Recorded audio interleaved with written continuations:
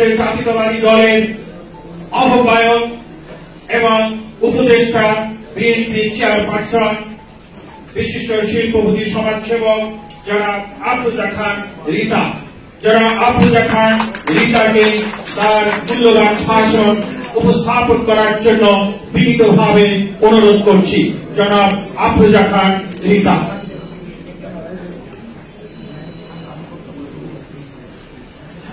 বিসমিল্লাহির রহমানির রহিম। আজকের এই প্রথম অনুষ্ঠানের সম্মানিত সভাপতি বীর মুক্তিযোদ্ধা মোহাম্মদ আব্দুল মান্নান, উপস্থিত বক্তা বীর মুক্তিযোদ্ধা সাদেক আহমেদ খান, উপস্থিত আছেন আমাদের সম্মানিত পুলিশ সুপার ইয়াসমিন আবা, আর উপস্থিত আছে মানিকগঞ্জ বিভিন্ন থানা হতে আগত সম্মানিত মুক্তিযোদ্ধা বৃন্দ এবং ঢাকা থেকে আগত সম্মানিত অতিথি বৃন্দ এবং আমার এলাকাবাসী, আসসালামু আলাইকুম। আজকে আমি আমার সামনে যাদের দেখছি তারা সবাই আমার মুরব্বী।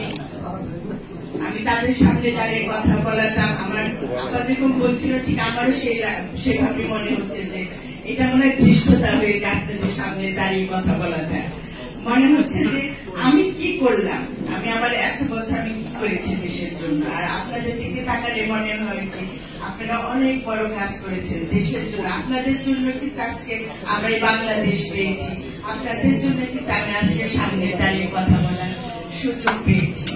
তাই আমার ব্যক্তিগত এবং দলের পক্ষ থেকে এবং আমাদের নেতা জনাব তারেক রহমানের পক্ষ থেকে আপনাদের প্রতি কৃতজ্ঞতা জানাই।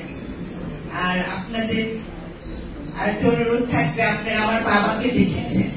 আমার এই বাবা মানিকগঞ্জের জন্য সবসময় তার কথা, তার কর্মে দেখেছেন, তার প্রতিটা সময় থাকতো মানিকগঞ্জকে নিয়ে চিন্তা করা এবং তার সেই সততা আদর্শ নিয়ে আপনাদের জানেন সে কিভাবে নিজে চলেছে এবং আমাদেরও চালিয়েছে।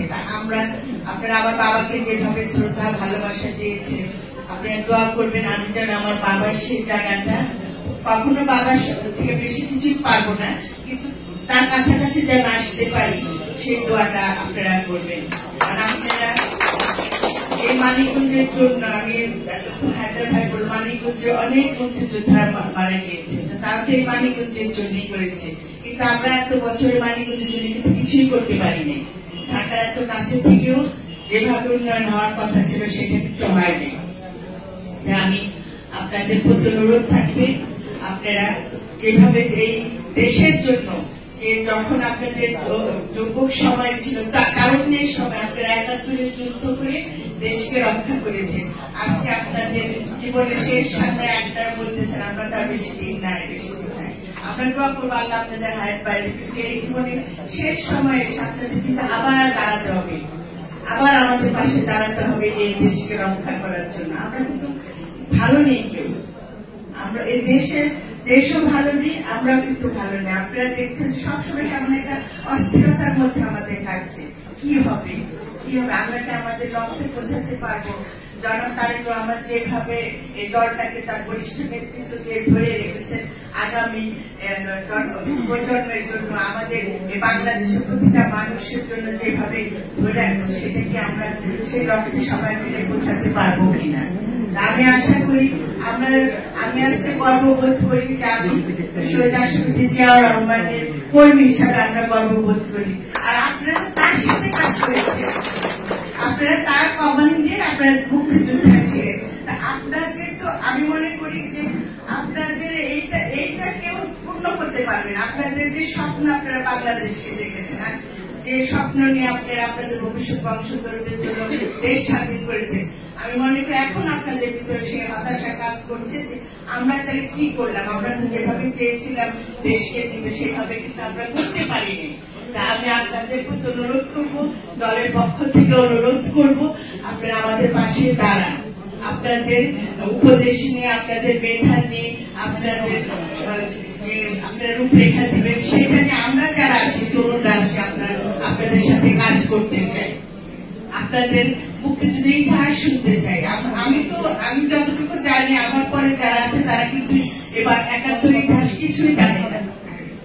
রাষ্ট্রপতি জিয়া রহমান সম্বন্ধে সাদেক ভাই যেভাবে বললেন, এই কথা কিন্তু অনেকেই জানে না, তরুণ প্রজন্মরা কিন্তু জানে না। আমরা চেষ্টা করি এই তরুণ প্রজন্মদের কাছে রাষ্ট্রপতি জিয়া রহমানের কথাগুলি পৌঁছে যাবে। কেন আমরা ধানের শীষকে ভালোবাসি, কেন আমরা বিএনপির জন্য কাজ করব, কারণ আপনাদের মুক্তিযুদ্ধের যত কল্যাণের কাজ কিন্তু এই সময়টাই হয়েছে, আমাদের রাষ্ট্রপতি জিয়া রহমানই করেছেন। সাদেক ভাইয়ের কথা কিন্তু আমরা সবকিছু ক্লিয়ার হয়ে গিয়েছি। এখন আমাদের কি কাজ থাকবে? এখন আমরা 17 বছর পরে এখানে কিন্তু আমি ঢোকার সুযোগই পাই না। আজকে আমার কিন্তু প্রথম আশা এখানে, এই 17 বছর পরে আমরা আসতে পেরেছি। আপনারাও কিন্তু এভাবে বসে আমাদের সামনে বসে আছেন, আমরা আমাদের কথা শুনছি, আপনারা সুযোগ করে দিয়েছেন। সেই 17 বছর পরে যে সুযোগটা আমরা পেয়েছি সেটাকে কি করতে হবে? আমাদের ধরে রাখতে হবে, যাতে আমরা চলে গেল যেন আমাদের আগামী প্রজন্ম যেন এটা তার দখলে রাখতে পারি। সেই জন্য আমরা সব সম্মিলিত ভাবে যেন একসাথে থাকি। আমরা কোনো গ্রুপে যেতে চাই, আপনারা যদি গ্রুপে, আমি এটা বলা উচিত, তারপরে বলি মুক্তিযোদ্ধাদের মধ্যে যদি গ্রুপিং থাকে তাহলে তো আর কোন আসার জায়গায় থাকবে না। তাহলে তো আমরা যারা কার কাছ থেকে শিখবো? আমরা তো আপনাদের কাছ থেকেই শিখবো কিভাবে দেশকে ভালোবাসতে, কিভাবে দেশকে শ্রদ্ধা জানাতে হয়, কিভাবে লিডারশিপের নেতৃত্বে দেশের জন্য কাজ করতে হয়। সবকিছু কিন্তু আমরা আপনাদের কাছ থেকে শুনবো, আপনারাই কিন্তু আমাদের উৎসাহ দিবেন। এই জন্য আমি অনুরোধ করবো না, আমি আপনাদের কাছে চাবো যে আমাদের যেন মুক্তিযোদ্ধাদের মধ্যে কোনো ফাটল না ধরে।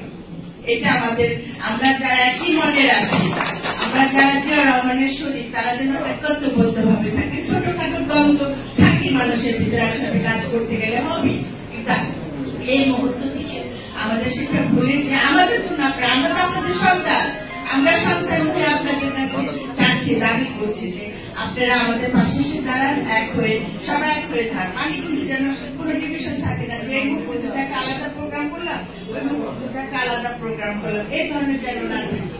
আমরা চাই কোন মানুষকে 100% কারেন্ট, আমি কিন্তু বলবো না যে আমি 100% ঠিক আছে, সবার মধ্যে ভুল ত্রুটি থাকে।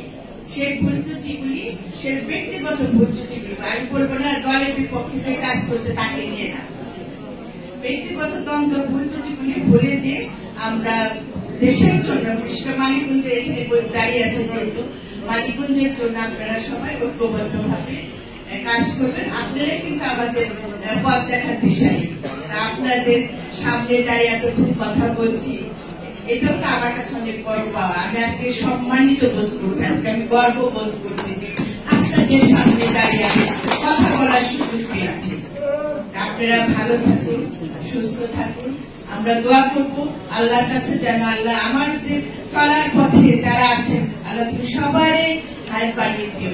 আমরা যেন এই দেশটাকে আবার সেই ধানের শীষের খাটি, মানিকগঞ্জ ধানের শীষের খাটি, এই প্রবাদটাকে যেন আবার সবাই মিলে একসাথে দেখতে পারি, এই আশাটাই আপনারা ব্যক্ত করে আমি আমার বক্তব্য শেষ করলাম। ধন্যবাদ সকলকে।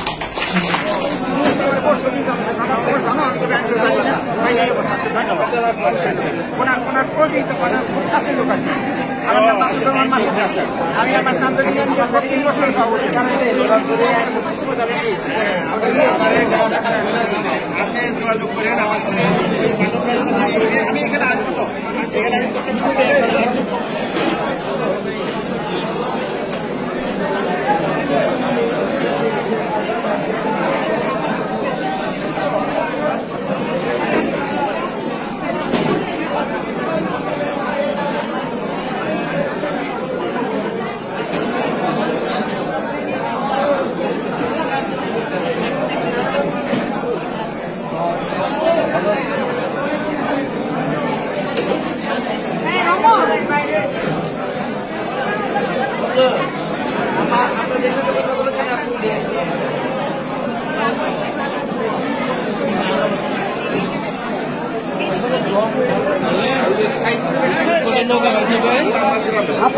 এবার ধান দিয়ে উঠবো ইনশাল্লাহ।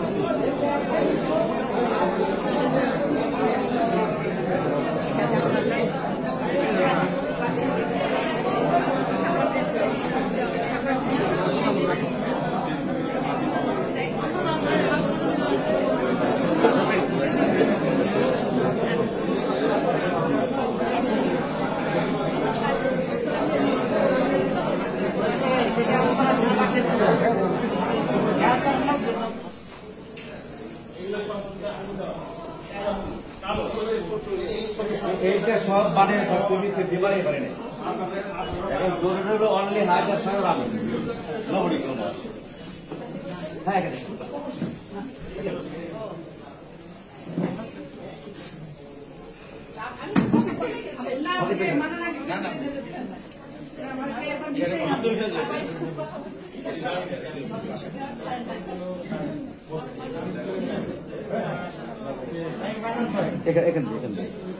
এখান থেকে বসে করো এখান থেকে ওই যে অঙ্গ সংগঠন এখান থেকে না না